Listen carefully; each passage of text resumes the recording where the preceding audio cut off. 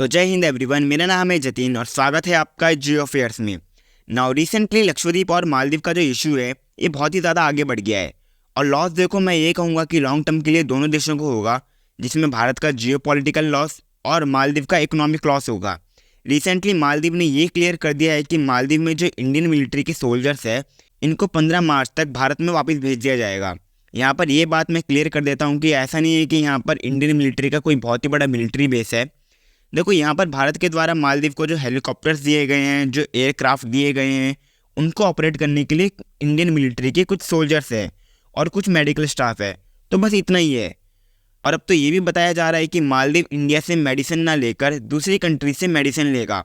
मैं आपको बता दूं, अगर मालदीव ने भारत से मेडिकल ड्रग्स लेना बंद कर दिया तो इससे भारत का कोई लॉस नहीं होने वाला है, क्योंकि आप पॉपुलेशन देखिए मालदीव की 5 लाख की इनकी पॉपुलेशन है। इतनी पॉपुलेशन तो भारत के किसी स्टेट के डिस्ट्रिक्ट की होती है और इनके द्वारा अगर भारत से मेडिसिन पर बैन लगा दिया जाता है तो इससे मालदीव एक बहुत ही बड़े लॉस से सफ़र करेगा। और देखो आप मैप ही में देखिए, भारत मालदीव के बिल्कुल पास है। अगर ये भारत से दवाइयाँ नहीं लेंगे तो ये कहाँ जाएंगे? Europe, US, China.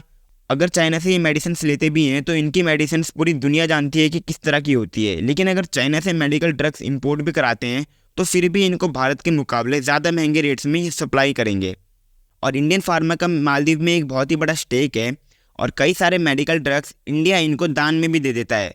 और मालदीव अगर ये चाहता है कि वहाँ से भारत को अपने सोल्जर्स हटा लेने चाहिए तो इसकी पॉसिबिलिटी भी बनती है कि चाइनीज़ सोल्जर्स को मालदीव में जगह मिल जाए और ये होगा भारत का एक बहुत ही बड़ा जियो पॉलिटिकल लॉस।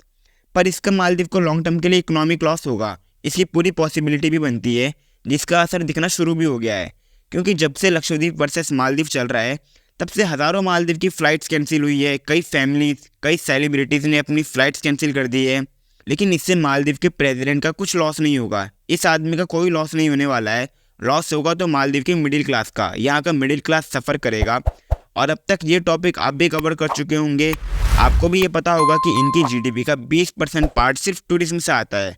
तो अभी के लिए भारत के लिए कंसर्न की बात तो यही हो सकती है कि क्या मालदीव में इंडियन सोल्जर्स को चाइनीज़ सोल्जर्स रिप्लेस करेंगे। और अगर आपने चैनल को सब्सक्राइब नहीं किया है तो चैनल को सब्सक्राइब कर देना और वीडियो को लाइक कर देना। तब तक के लिए जय हिंद, जय भारत।